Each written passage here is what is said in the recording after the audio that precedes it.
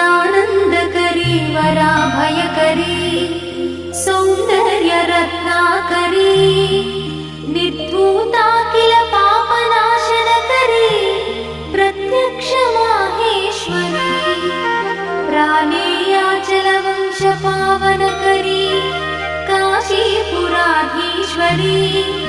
भिक्षां देहि कृपावलम्बनकरी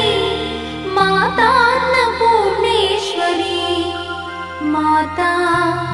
अन्नपूर्णेश्वरी नानारत्नविचित्रभूषणकरी हेमा